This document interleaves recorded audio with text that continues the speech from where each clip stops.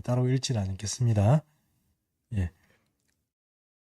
그래서 먼저 1절부터 먼저 좀 같이 한번 보도록 하겠습니다. 오늘 오후 예배의 설교 제목은 느부갓네살의 꿈입니다. 바벨론 왕 느부갓네살의 꿈입니다. 자, 2장 1절 함께 읽습니다. 시작. 느부갓네살이 다스린 지 2년에 되는 해에 느부갓네살이 꿈을 꾸고 그로 말미암아 마음이 번민하여 잠을 이루지 못한지라. 예, 느부갓네살이 지금 그러니까 자기가 다스린 지 2년밖에 안 됐어요. 2년밖에 안 됐는데 지금 여기 지금 잡혀 있는 이 사람들이 지금 어디에 있냐면 왕립학교에 들어가 가지고 지금 3년 코스를 밟고 있는데 3년 다 졸업한 것도 아니에요. 지금 학생이에요. 이해하시죠? 지금 학생 신분에 있습니다. 그런데 꿈을 꿨는데 이 꿈 때문에 난리가 난 거죠. 자, 이 꿈을 꿨습니다. 난리가 나는데 2절 한번 보겠습니다. 제가 읽습니다. 왕이 그의 꿈을 자기에게 알려주도록 박수와 술객과 점쟁이와 갈대아 술사를 부르라 말하매 그들이 들어가서 왕의 앞에 선지라 이랬습니다. 왕이 꿈을 꿨는데 이 꿈을 얘기를 안 해주는 거예요. 기억이 안 나는 건 아닐 텐데 꿈을 꿔놓고 꿈을 얘기 안 해주고 해석하라는 거죠. 맞죠?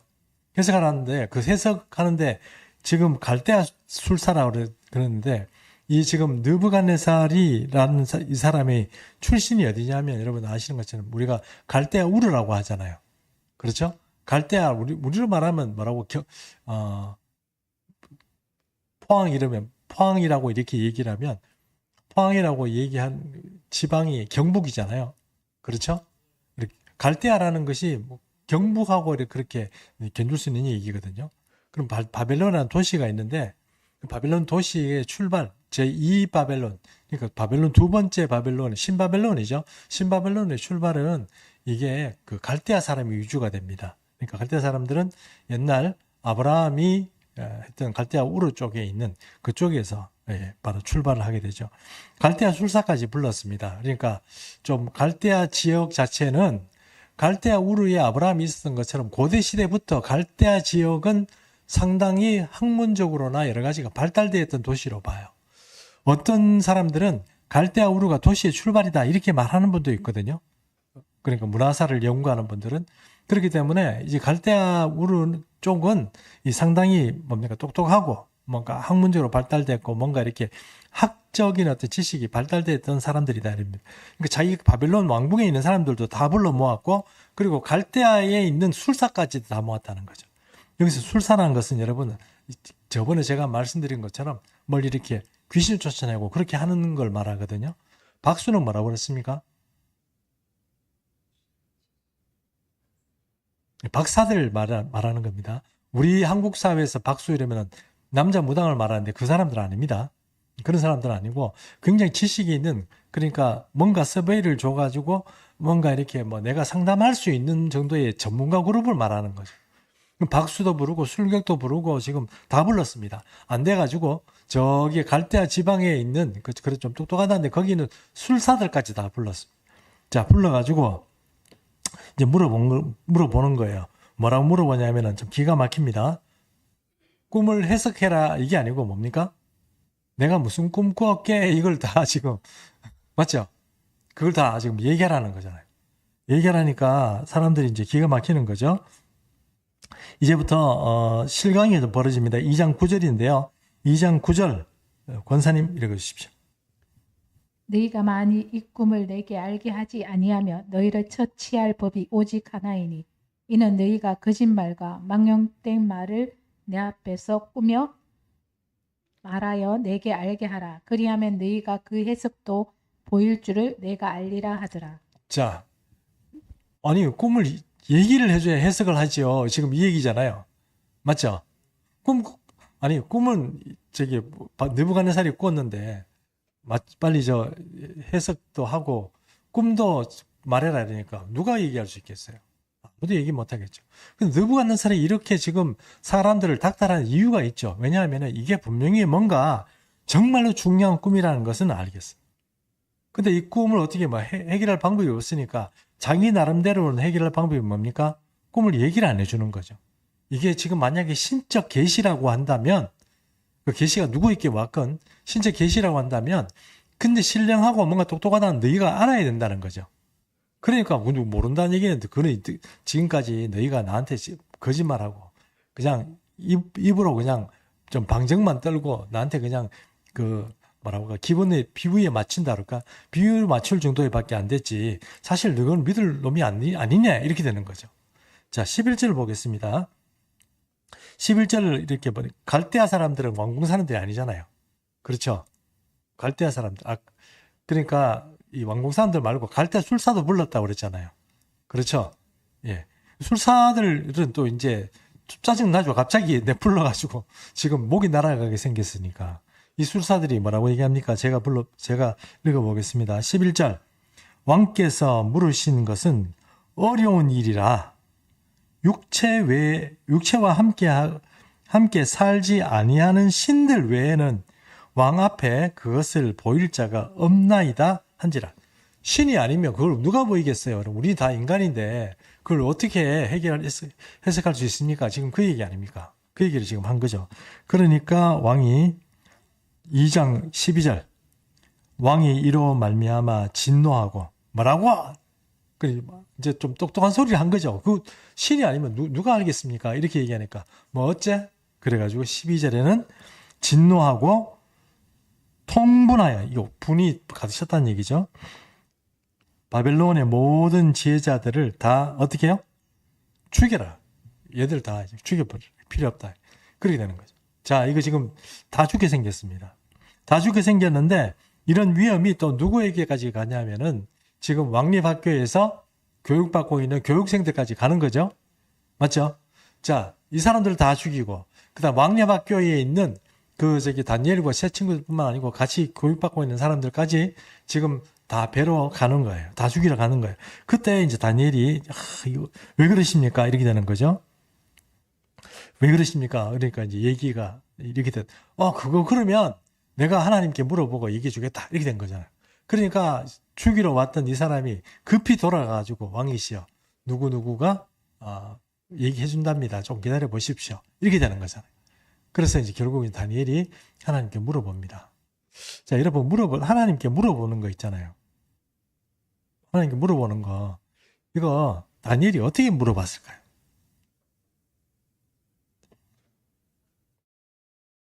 성경에는 뭐 그냥 하나님께 그냥 뭐 이렇게 했다고 그러지만 어떻게 물어봤을까?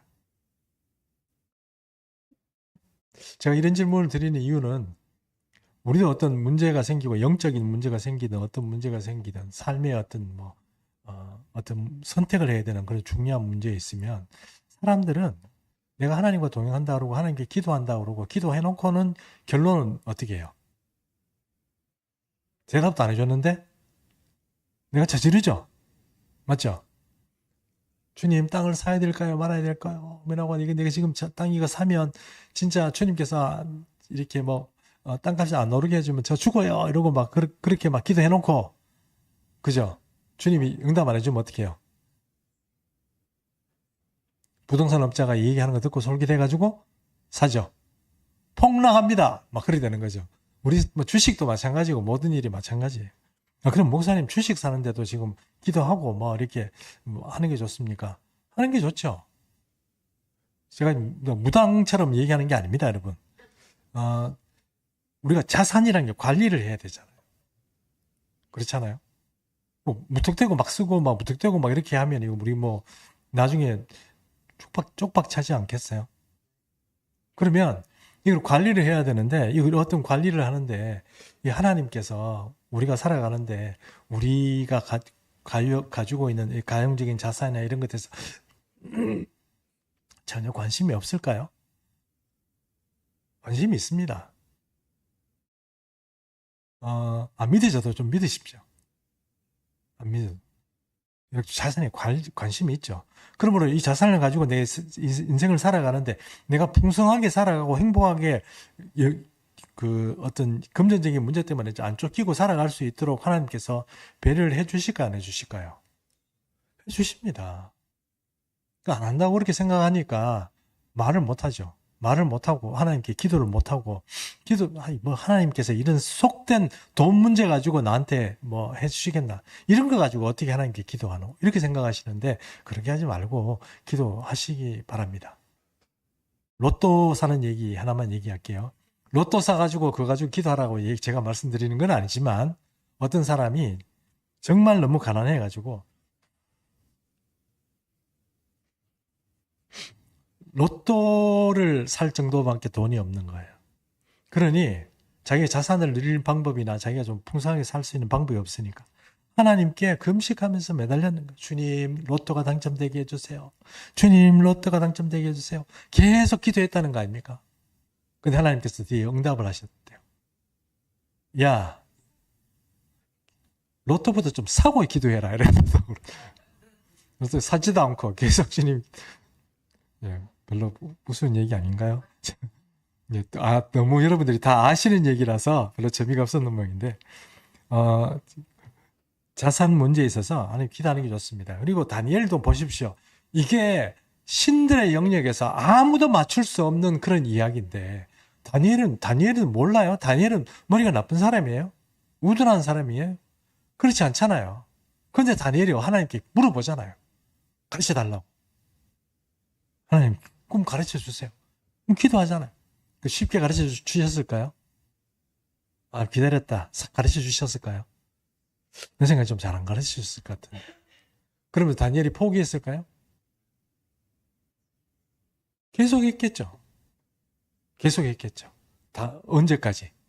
하나님께서 꿈을 알려주실 때까지 했겠죠. 맞죠? 그럼 그거 언제까지인데요? 우리는 뭐가 겁이 나냐 하면 빨리 하나님께서 응답 안 해주실까 봐 겁이 나는 거예요. 맞죠? 우리가 끝까지 주님을 붙들면 주님이 끝까지 붙들면 결국 대답을 해주실 건데 우리는 끝까지 못 붙들어요. 그냥 조금 하다가 안 되면 내가 판단해가지고 이게 주님이 뜻일 거야. 이래가 도장 콱 찍었는데 이제 나락으로 가는 거죠. 그런 일들이 많잖아요. 여러분, 이 다니엘이 정말 위대한 사람입니다. 이 사람이, 여러분, 남이 꾼 꿈을 누가 맞춰요? 그럼 맞출 수 있는 사람이 진짜 있겠어요? 없잖아요. 근데 다니엘은 하나님께 그걸 구한 거예요. 꿈을 알려달라고. 구하고, 그것도 하나님께서 제가 정확히 모르겠습니다만 잘 안 알려주셨을 것 같은데 다니엘이 더 열심히 기도하고 그렇게 해서 이제 하나님께 그 꿈을 알게 됐다는 것입니다. 자, 다니엘이 알게 되자 말자 그 꿈을 꿉니다. 19절 말씀인데요. 우리 같이 읽습니다. 19절 같이 읽습니다. 시작. 이에 그 은밀한 것이 밤의 항상으로 다니엘에게 나타나 보이매 다니엘의 하늘 계신 하나님을 찬송하니라. 자, 찬송하니라. 찬송은 20절부터 22절까지 있는데 찬송은 권사님이 찬송해 주세요. 다니엘이 말하여르되 영원부터 영원까지 하나님의 이름을 찬송할 것은 지혜와 능력이 그에게 있음이로다. 그는 때와 계절을 바꾸시며 왕들을 패하시고 왕들을 세우시며 지혜자에게 지혜를 주시고 총명한 자에게 지식을 주시는도다. 그는 깊고 은밀한 일을 나타내시고 어두운 데에 있는 것을 아시며 또 빛이 그와 함께 있도다. 자, 20절에서 21절 찬송이잖아요. 찬송인데 이게 여러분 이렇게 생각하시면 돼요. 이게 다니엘의 고백이에요.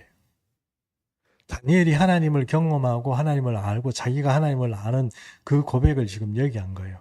그는요, 20절에 보니까 하나님 찬송 받으십시오 이렇게 얘기했는데 그거는 지혜와 능력이 그에게 있음이라 이랬습니다. 지혜와 능력이 하나님께 있고 21절에 보니까 그는 때와 계절을 바꾸신다 그랬습니다. 지금 우리 환절기잖아요. 지금 뭔가 이렇게 자꾸 바뀌는 일. 이걸 누가 바꿔요? 하나님이 바꾸신다. 뭐 그 얘기를 하는 거. 그리고 왕들을 패하고 왕들을 세운다. 이거 누가 하시고요? 하나님이 하십니다. 그 다음에 지혜자들에게 지혜를 주시고 총명한 자에게는 지식을 더해 주시고 또 그 다음에 그는 깊고 은밀한 일을 나타내시고 어두운 데에 있는 것을 아신다 그랬습니다. 이런 분이 하나님이시다 하고 다니엘이 찬송을 합니다. 그렇게 보면 이런 거를 지금 찬송한다는 것은 다니엘이 경험한 하나님이 그렇다 하는 것입니다. 자, 꿈의 내용은 31절에서 35절인데요. 우리 31절에서 35절은 우리 교독하겠습니다.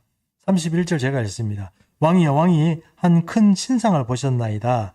그 신상이 왕의 앞에 섰는데 크고 광채가 매우 찬란하며 그 모양이 심히 두려우니 그 우상의 머리는 순검이요 가슴과 두 팔은 언이요 배와 넓적다리는 노시요 그 종아리는 쇠요 그 발은 얼마는 쇠요 얼마는 진흙이었나이다. 또 왕이 보신즉 손대지 아니한 돌이 나와서 신상의 쇠와 진흙의 발을 쳐서 부서뜨리네. 자, 여기 제가 35절 있습니다. 그때 쇠와 진흙과 녹과 은과 금이 다 부서져 여름 타작마당에 개같이 되어 바람에 불려 간 곳이 없었고 우상을 친 돌은 태산을 이루어 세계에 가득하였나이다. 돼 있죠? 맞죠? 자, 지금 이 우상은 어떤 것을 지금 상징합니까? 이 우상은 세계의 패권을 말합니다. 그러니까 전 세계를 정복한 나라들을 지금 설명하는 거거든요. 맨 위에는 뭡니까? 머리는 뭐죠? 재료가 금이죠. 금인데 이 금 지금 얘기하면 안 되겠구나. 좀 이따가 해석이 다 밑에 있으니까 해석이 밑에 있는 거 얘기하고 어쨌든 머리는 금이고 여기 팔하고 팔이 요렇게 돼 있겠죠. 보통 그죠? 요렇게 돼 있겠죠. 파라오들이 보통 요렇게 있으니까 뭐 안 그러면 팔이 이렇게 뭐 이러지는 않을 거예요 아마. 이런 식으로 뭔가 이렇게 붙였을 건데 왜냐하면 신상을 크게 만들면 팔이 이렇게 떨어지면 팔이 이게 떨어집니다. 무거워가지고. 이해하시죠? 몸에 붙이겠죠? 이해하십니까? 몸에 붙이겠죠. 그러면 몸을 이런 식으로 안 붙이겠어요? 맞죠?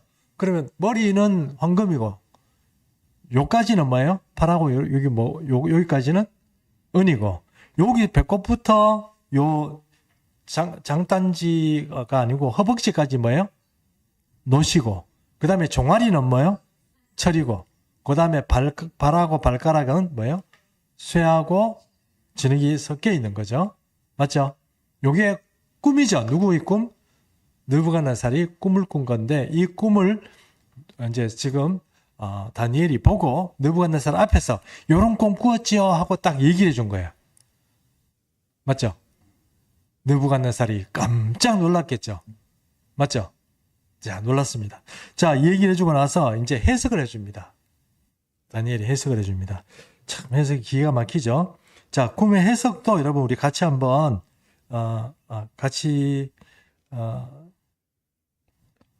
교독하겠습니다. 36절 있습니다.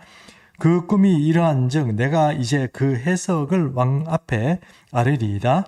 왕이요 왕은 여러 왕들 중에 왕이시라. 하늘의 하나님이 나라와 권세와 능력과 영광을 왕에게 주셨고 사람들과 들짐승과 공중의 새와 새들 어느 곳에 있는 것을 막론하고 그것들을 왕의 손에 넘기사 다스리게 하셨사오니 왕은 곧 그 금 머리니이다.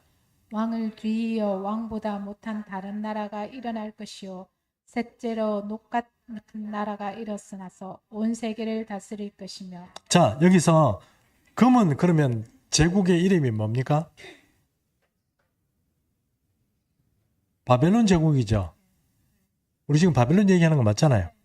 바벨론 제국이 금은 바벨론입니다. 그럼 그 밑에는 누가 뒤따라왔는데 그게 뭐 금보다는 못한 은 같은 나라, 은 같은 지도자가 딱 등장하는데 그게 누구냐? 그게 페르시아입니다. 그죠? 맞죠? 바사 그러니까. 바사가 페르시아잖아요. 바사는 여러분 중국말에서 온 걸로 우리가 지금 알고 있거든요. 제가 페르시아라고 해도 되죠. 바사나 페르시아랑 같은 말입니다만 그보다 은 같은 나라가 이 세 개를 정복하게 되는데 그 세 개의 주도권을 그러니까 오리엔트 지역의 패권을 그때 오리엔트 지역이 최고의 어떤 자리였죠. 아시아 지역이 최고의 어떤 자리였으니까 그 패권을 찾았는데 그것이 바사야입니다. 그게 은입니다. 맞죠? 자, 그 다음 밑에 넷째로 또 녹 같은 이가 나타나죠. 그게 누굽니까? 일어나는데 이 나라 특징이 있는데 온 세계를 다스린다고 그랬어요. 누구입니까? 그리스죠, 그리스. 헬레니즘. 맞죠? 목사님, 그게 어떻게 그렇습니까? 이렇게 얘기할지 모르지만, 바벨론이 사실은 제일 정복한 땅이 좀 적었고요. 그 다음 바사가 좀 더 큽니다. 그리고 그리스는요, 엄청 큽니다. 엄청 커요, 그리스가. 그리스가 많이 커요. 그리스가 좀 많이 커요. 그러니까 그리스가 세계를 여기서 온 땅을 다스린다는 말이 그리스는 좀 이게 크다는 얘기입니다. 그 다음에 40절 보겠습니다. 40절 제가 읽습니다. 넷째 나라는 강하기가 쇠 같으리니 쇠는 모든 물건을 부수어뜨리고 이기는 것이라 쇠가 모든 것을 부수는 것 같이 그 나라가 문나라를 부수어뜨리고 찍을 것이며 됐습니다. 41절 읽어주세요.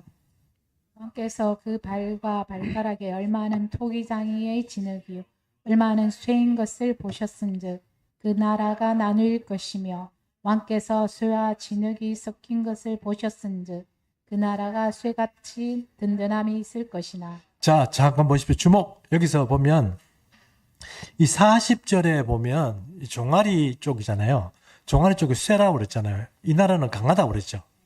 다 때려 부순다고 그랬죠. 맞아요? 맞습니까? 다 때려 부쉈는데 그러면 종아리하고 여기 41절에 나오는 발이 다른 나라예요? 같은 나라예요? 똑바로 얘기해 보세요. 제가 왜 이걸 좀 중요하게 생각하냐면 자꾸 여러분에게 질문하는 이유는 조금 가르치는 분들이 조금 잘못 가르치는 부분이 있기 때문에 그래요. 종아리하고 발이 같은 나라예요? 다른 나라예요? 같은 나라 맞죠? 아니, 문장을 보세요. 같은 나라예요? 다른 나라예요? 근데 왜 자꾸 신학자들이나 다른 사람들 최근에 다니엘서를 해석하는 분들은 다른 나라처럼 얘기해요? 뭐라고 얘기하냐면 지금 여기서 다니엘서가 말하는 나라는 지금 제국은 몇 개가 나와요? 1개, 2개, 3개, 4개가 나오죠. 첫 번째 바벨론, 두 번째 페르시아, 세 번째 그리스, 맞죠? 네 번째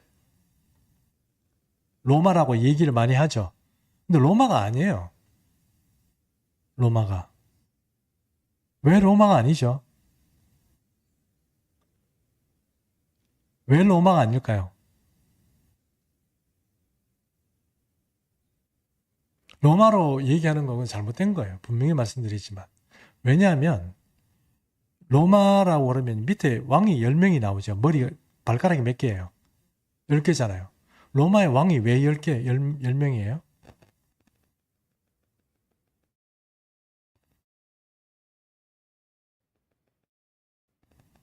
로마 아니에요. 자꾸 근데 로마라고 얘기하는데 난 얘기하는 분들도 억지로 로마라고 얘기하는데 난 좀 이해가 안 가요. 로마 아니에요. 자, 보십시오. 여기에 이 종아리 부분이 철이 있는데 로마 못지않게 유럽과 아시아를 흔들었던 나라 제국이 하나 있었는데 그게 뭐냐면 이슬람 제국이에요. 한때 이슬람 제국이 유럽 끝에 어디 있죠? 스페인입니까?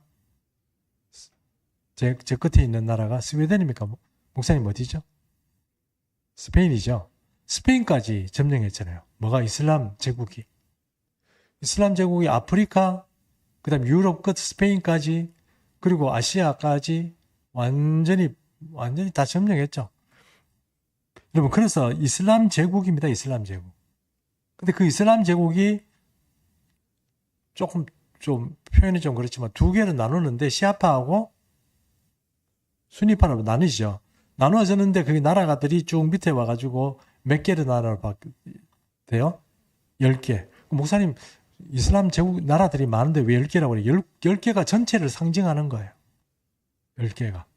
근데 이 나라들 중에 어떤 나라들은 강하고 어떤 나라들은 약하죠.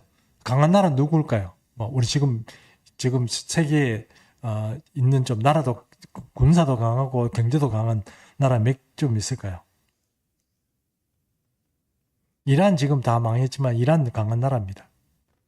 또 사우디아라비아, 이집트, 터키, 그 다음에 지금 뭐 조금 다른 나라들은 조금만 한 나라들인데 아랍에미레이트 같은 나라도 좀 강합니다. 무기가 상당히 많고요. 그런 나라들이 있는가 하면 다른 나라들은 뭐 솔직히 좀 약합니다.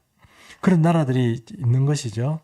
이게 목사님 왜 그런 다른 사람은 자꾸 로마라 하는데 목사님은 그 로마 아니고 다른 이슬람 제국이라고 합니까? 하고 물어보시면 당연히 답이 있죠. 어디에 나와 있냐면 다니엘서 7장에 나와 있어요. 다니엘 7장에. 다니엘 7장에 제가 뭐 거기까지 넘어가서 얘기할 필요는 없겠지만 자 보십시오. 다니엘 7장에 보면 짐승이 3개가 나오거든요. 3마리 나오죠. 맞죠? 첫 번째 짐승 뭐예요? 첫 번째 짐승. 사자. 안 되겠다. 다니엘 7장 한번 펴보십시오. 이 얘기를 하고, 요거는 그래도 여러분 너무 궁금하실 것 같으니까, 다니엘 나중에 보겠지만, 다니엘 7장 한번 잠깐 보겠습니다. 다니엘서 7장.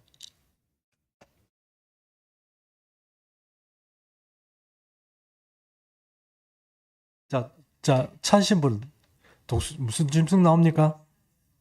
사자부터 나오죠? 사자부터 나오고, 그 다음 뭐가 나옵니까? 독수리.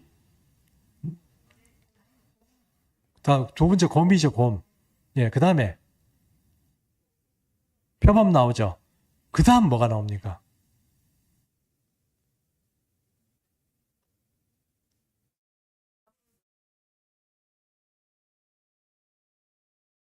괴물이 나오죠. 열불이라는 게 뭡니까? 열왕이라는 뜻이죠. 목사님 그런 게 어디 있습니까? 아니요. 이게 성경적으로 해석을 하는데 뿔 이거는 있잖아요. 왕의 권력을 상징해요. 그러니까 열불이라는 것은 열왕을 상징하죠. 다니엘서 2장에 우리가 오늘 보고 있는 본문에 발가락이 몇 개요? 10개인데 우리가 발가락이 10개를 왕이라고 내가 한 게 아니고 성경이 뭐라고 해요? 열왕의 시대에 이렇게 얘기를 해요. 맞죠? 열왕의 시대에 돌이 하나 떠가지고 팍 때려가지고 열왕이 무너지고 뭐도 무너지고 뭐도 금까지 다 무너집니다. 그러면 그 발가락이 무슨 뜻이에요? 열왕이라는 뜻이에요. 열나라라는 뜻이에요. 이해하셨죠?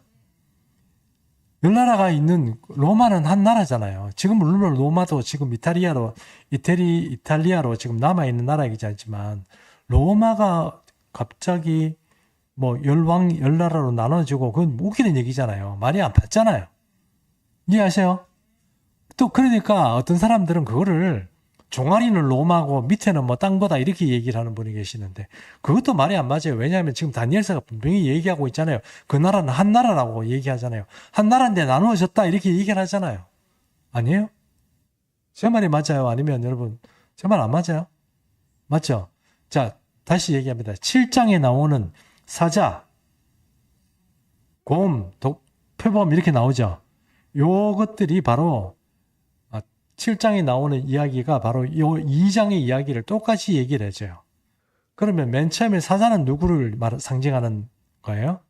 바벨론을 상징해요. 두 번째 곰은 누구를 상징해요? 바산을 상징하죠. 맞죠? 그럼 표범은요? 그리스를 상징하죠. 네 번째는 괴물이 돼요. 왜 괴물이에요? 얘와의 DNA가 다 섞여 있는 게 네 번째 나타나요. 맞아요? 그렇죠? 자, 여러분 동물원에 갔어요. 동물원에 갔는데 동물원에 딱 갔더니 여기 처음에 사자가 있고 사자가 엉엉 이러고 여기 보니까 곰 이 슬개 빠진 곰이 여기 이거 말이었고. 그다음 여기 보니까 표범이 있는데 표범이 좀 이상하죠. 날개가 달려가지고 날개 쪽지가 달려가지고 그런 표범이 있어요. 옆에 보니까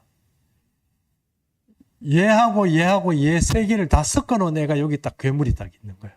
네 번째가. 맞아요? 그렇죠? 그러면 얘가 어떤 존재라는 뜻이에요? 걔가 로마예요?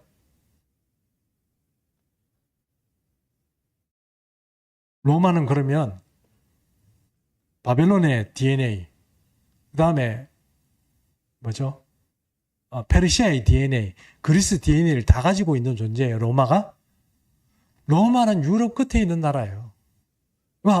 지금 말하고 있는 이 세 개 나라는 아시아 오리엔트 지역에서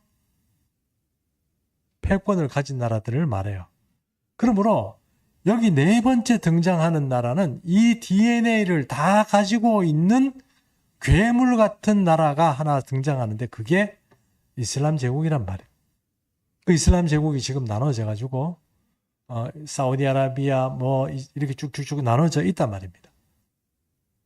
이해하셨어요? 예. 제가 너무 흥분해서 죄송합니다. 예.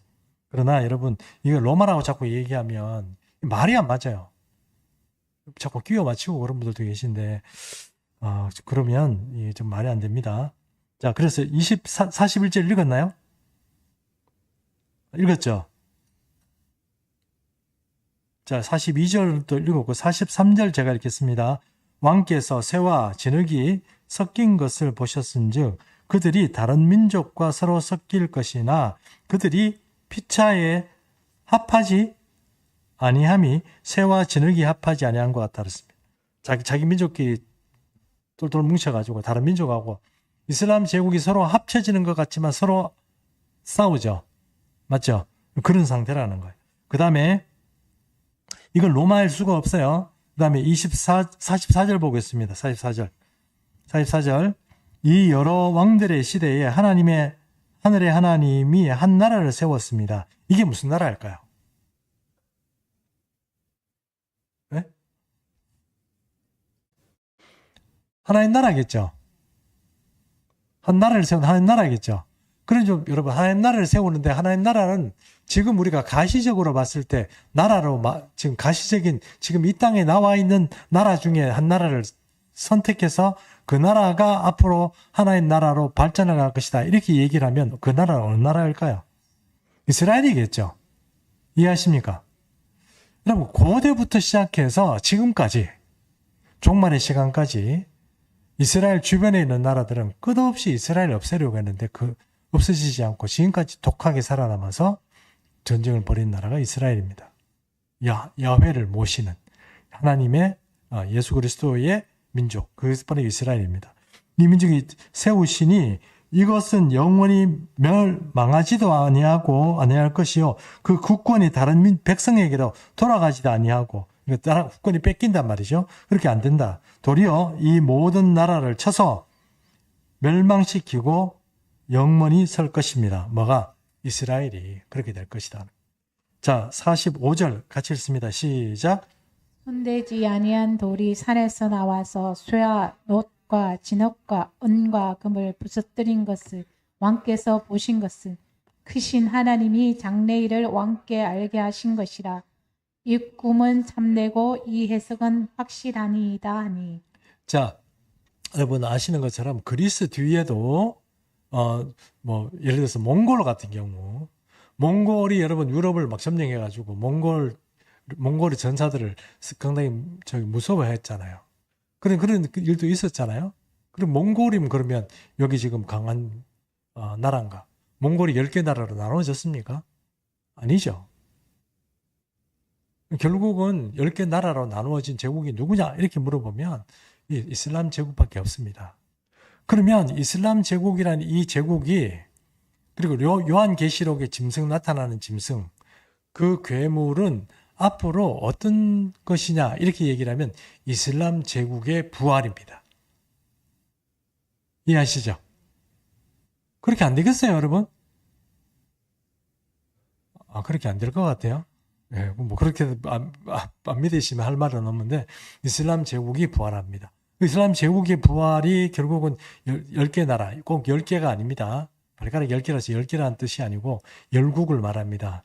그러니까 이스라엘 주변에 있는 열국들, 그 통합 체제가 만들어지고 그것이 이슬람이라는 그 단일 신앙 가운데서 묶어지는 것이고 통합의 가장 총수로 나타나는 사람이 바로 적그리스도입니다.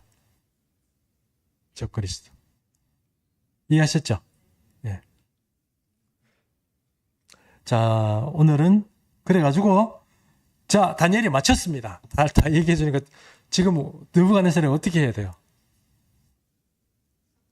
상 줘야죠. 맞죠? 다니엘과 세 친구들이 급격하게 신분이 상승하여서 바벨론 제국의 높디 높은 자리를 석권하게 되는 이야기가 바로 꿈 이야기입니다. 오늘 여기까지 하겠습니다. 됐죠? 네. 찬송가 70장입니다.